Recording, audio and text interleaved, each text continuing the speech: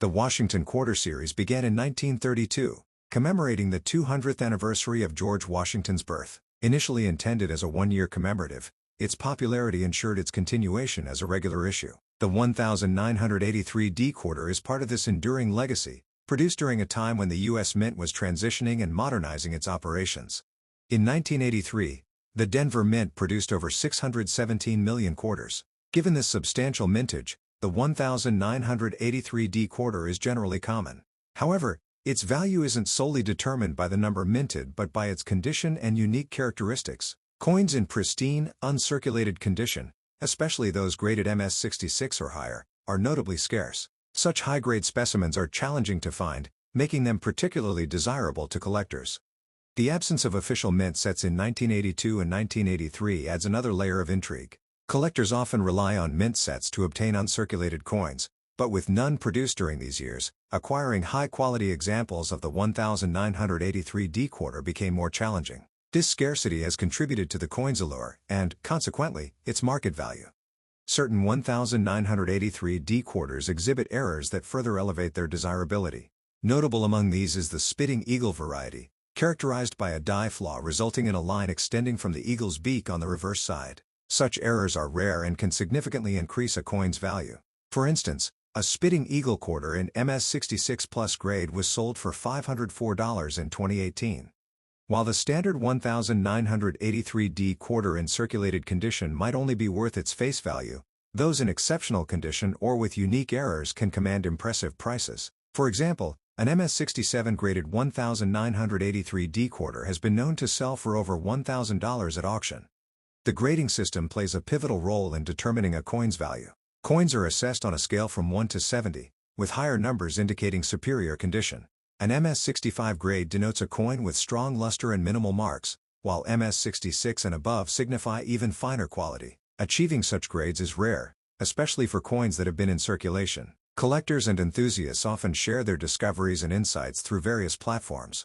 For instance, a video titled 1983 Washington Quarter Dollar Worth of Fortune Revealed delves into the nuances that make certain 1983 quarters exceptionally valuable. The allure of coin collecting lies in the thrill of discovery. Everyday pocket change can sometimes yield unexpected treasures. The 1983 Washington Quarter serves as a testament to this, reminding us that history and value often reside in the most ordinary of places. The 1983 Washington Quarter might seem mundane at a glance, but behind that copper-nickel exterior lies a story packed with scarcity, error varieties, and record-breaking auction prices. This coin is a hidden gem in the world of numismatics, especially given how millions of Americans have likely handled one without realizing its potential value. The year 1983 was unique for coin production, and the Denver Mint's output has become an unexpected treasure trove for collectors willing to look closely.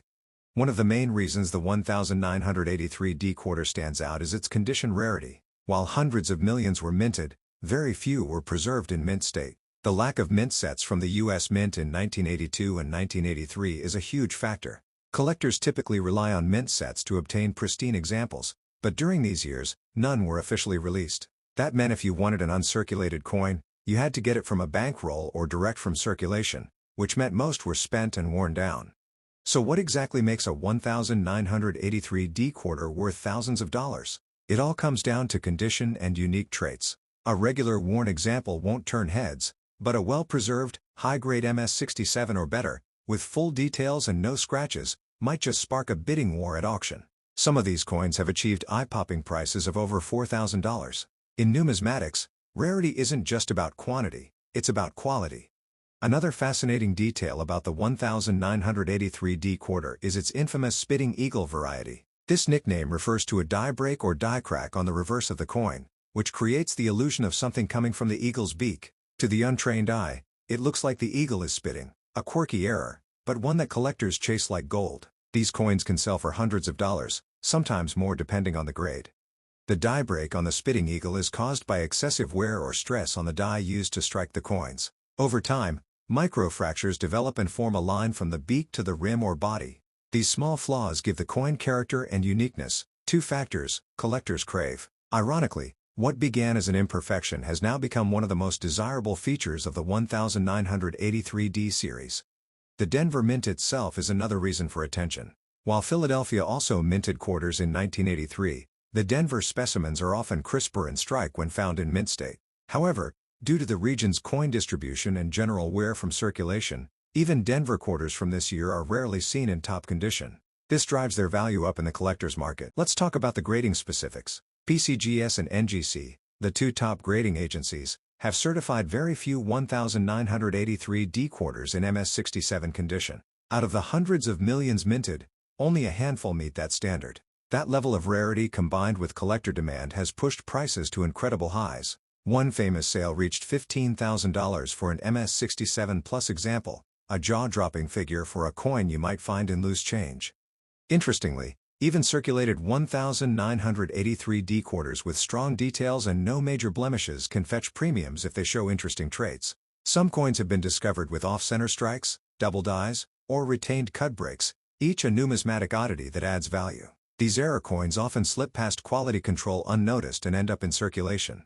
One viral video on YouTube discussed how someone found a 1983D quarter at a flea market, bought it for 25 cents, and later had it appraised for over $2,000 due to its grade and die variety. This kind of real-life treasure hunt keeps collectors motivated.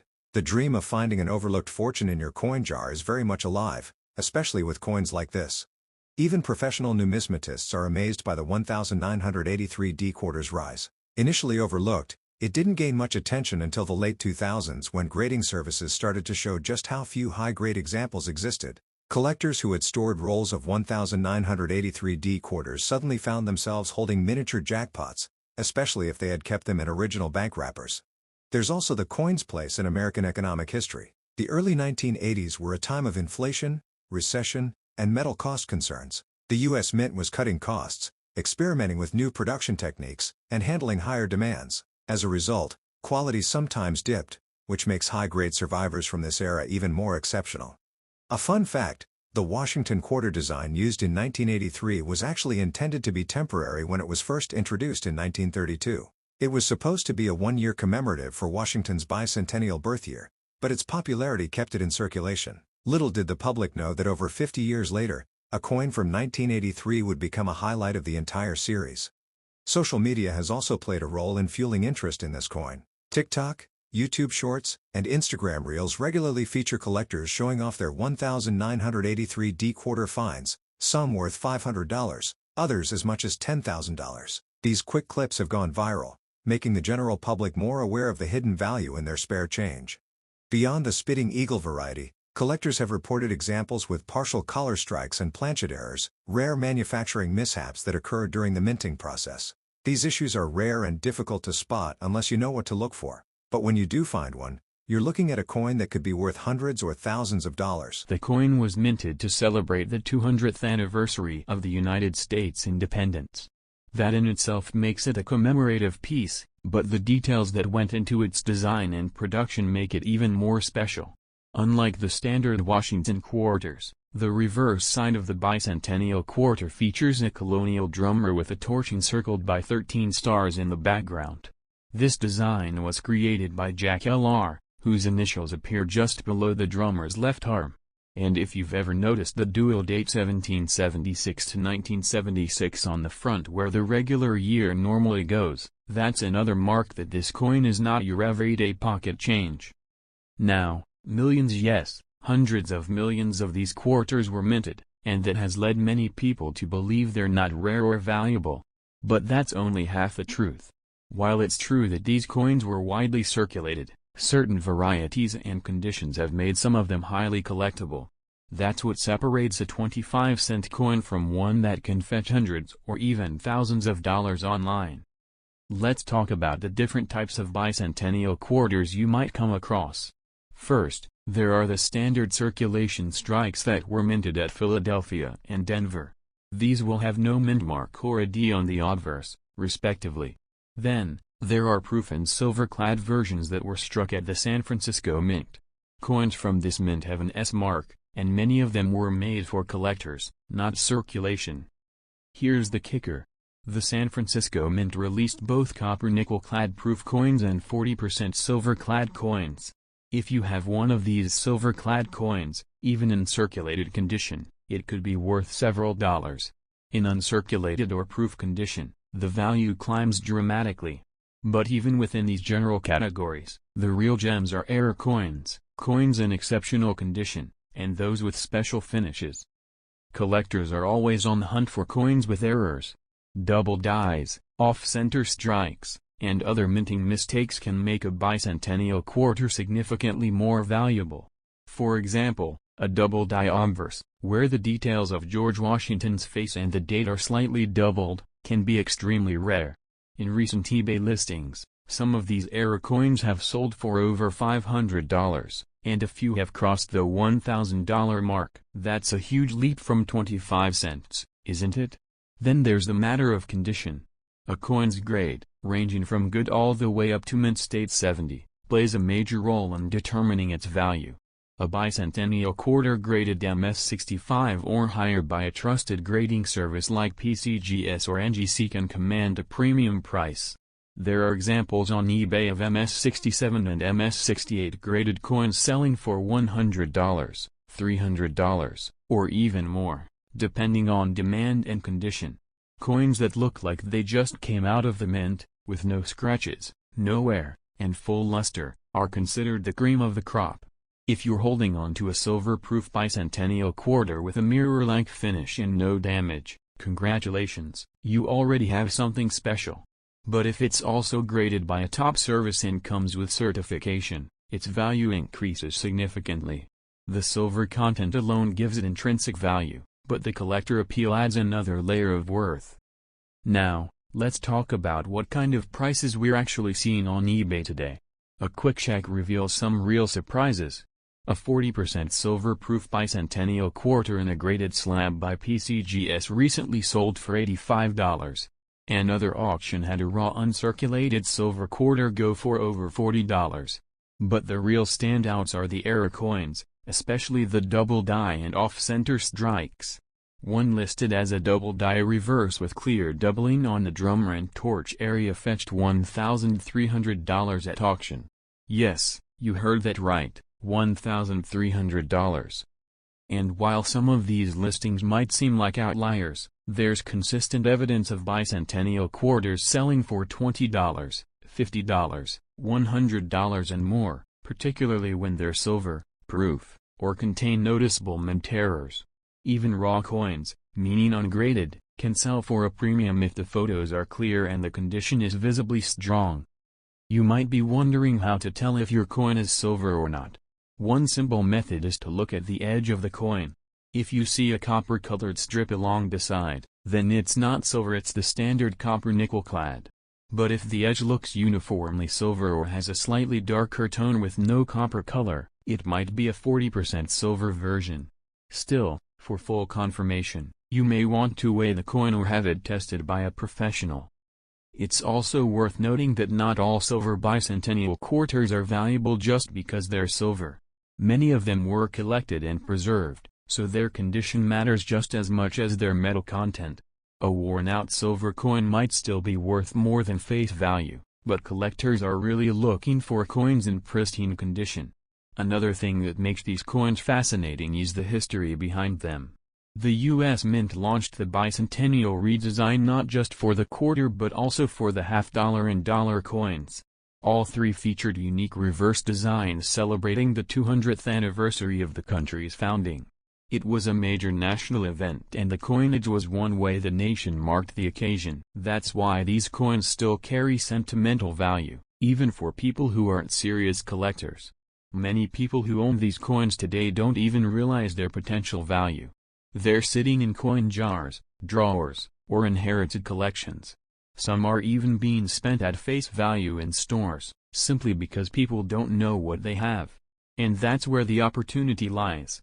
If you're smart about identifying and preserving these coins, they can become an unexpected source of income or even the start of a larger coin collection hobby. Now imagine you stumble upon a small collection of these coins, maybe in a family member's belongings or at a garage sale.